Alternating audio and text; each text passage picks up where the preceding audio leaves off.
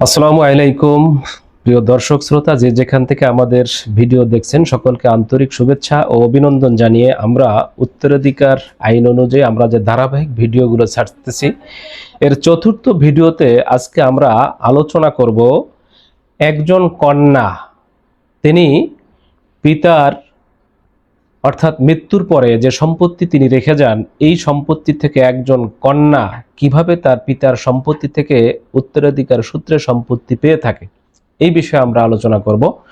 কারণ একজন কন্যা পিতার মৃত্যুর পরে উত্তরাধিকার অনুযায়ী যে সম্পদ পায়, এই সম্পদ নিয়ে আমরা অনেক সময় অনেক ভাই বা তাদের আত্মীয় স্বজনদের ভিতরে অনেক সময় তালবাহানা করতে দেখি। অর্থাৎ তাকে অনেক সময় এই সঠিক প্রাপ্যটুকু তার অনেক সময় তাকে দেওয়া হয় না। অনেক সময় অনেক জায়গায় এই ধরনের ঝামেলাগুলো আমরা দেখি। আজকে আমরা মূলত আলোচনা করব যে আসলে এই কন্যা পিতার সম্পত্তিতে আসলে কিভাবে সম্পত্তি পাবে, কোন পদ্ধতিতে এবং কয় পদ্ধতিতে তিনি সম্পত্তি পায়। মূলত একজন কন্যা সন্তান তার পিতার সম্পত্তি হইতে 3 পদ্ধতিতে তিনি তার পিতার মৃত্যুর পরে উত্তরাধিকার হিসেবে তিনি সম্পত্তি পেয়ে থাকে।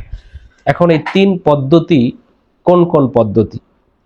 আমরা প্রথম পদ্ধতি হচ্ছে, যখন পিতার মৃত্যুর পরে যদি দেখা যায় একজন মাত্র শুধু কন্যা সন্তান রেখে মারা গেছে, তার আর কোনো সন্তান নাই, কোনো পুত্র সন্তান অথবা অন্য কোনো মেয়েও নাই, শুধুমাত্র একজন কন্যা সন্তান যদি থাকে, তাহলে সেই ক্ষেত্রে ওই কন্যা পিতার যত সম্পত্তি রেখে গেছে, তিনি স্থাবর অস্থাবর যত সম্পত্তি রেখে গেছে, এই মোট সম্পত্তির 2 ভাগের 1 ভাগ অর্থাৎ 50% সম্পত্তি ওই কন্যা একা পাবে।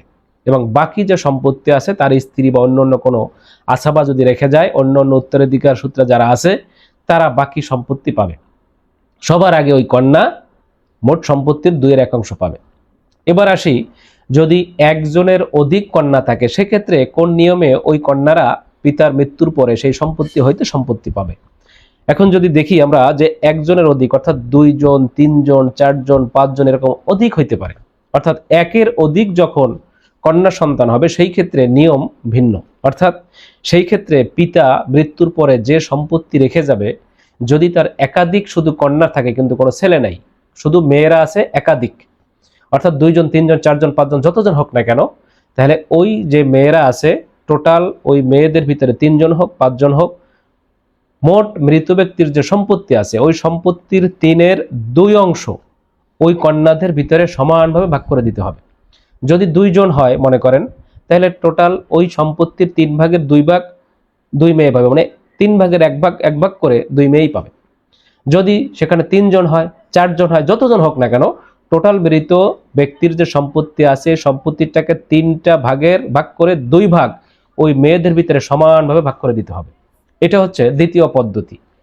এবং তৃতীয় আরেকটা পদ্ধতি আছে, যেই পদ্ধতিতে কন্যা সন্তান তার পিতার মৃত্যুর পরে সম্পত্তি হইতে ভাগ পাবে, সেটা হচ্ছে যদি ওই মৃত ব্যক্তি পুত্র এবং কন্যা উভয় ধরনের সন্তান রেখে যায়, অর্থাৎ ছেলেও আছে মেয়েও আছে, সেই ক্ষেত্রে ওই মৃত ব্যক্তির যে মেয়েরা আছে তারা কিভাবে সম্পত্তি পাবে। এখন সেই ক্ষেত্রে নিয়ম হচ্ছে যে একজন ভাই যে পরিমাণে সম্পত্তি পাবে, অর্থাৎ এর আগে কিন্তু আরো অংশীদার থাকতে পারে, তার স্ত্রী থাকতে পারে বা বাবা থাকতে পারে, তাদেরকে সম্পত্তি দেওয়ার পরে আসাবা হিসেবে যে সম্পত্তি থাকবে, এই সম্পত্তির ভিতর থেকে একজন পুত্র সন্তানকে যতটুকু সম্পত্তি দেওয়া হবে, একজন কন্যা সন্তানকে ঠিক তার 2 ভাগের 1 ভাগ দেওয়া হবে। এখন মনে করেন যে একজন ব্যক্তি সম্পত্তি রেখে গেল, একজন স্ত্রী রেখে গেছে, একজন পুত্র এবং 2 জন কন্যা রেখে গেছে, তাহলে সবার আগে স্ত্রীর অংশ 8/1 দিয়ে দিতে হবে। বাকি যে অংশ থাকবে, এই বাকি যে 8/7 ভাগ, এই 7 ভাগকে ভাগ করতে হবে, অর্থাৎ 1 পুত্র সমান সমান 2 কন্যা, তাহলে 2 কন্যা এবং পুত্র সমানভাবে ভাগ করে দিতে হবে। অর্থাৎ মোট সম্পত্তির একজন পুত্র যেটুকু পাবে 2 কন্যা মিলে ওই পুত্রের সমান পাবে। এখন এই ক্ষেত্রে যদি আরো কন্যার সংখ্যা বেশি হয় অথবা পুত্রের সংখ্যা বেশি হয়, তাহলে নিয়ম একই হারে হবে, অর্থাৎ আসাবার যে অংশটুকু থাকবে টোটাল অংশ থেকে যতজন পুত্র এবং যতজন কন্যা থাকুক না কেন, প্রত্যেক পুত্র কন্যার দ্বিগুণ পাবে।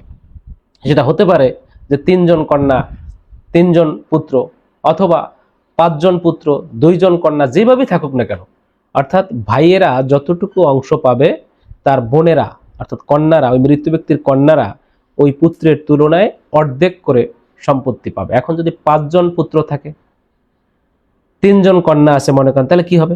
5 জন পুত্রের 5 দুগুণে 10 অংশ, 3 জন কন্যার 3 অংশ, তাহলে টোটাল 13টা অংশ ভাগ করতে হবে ওই আসাবার অংশটুকু।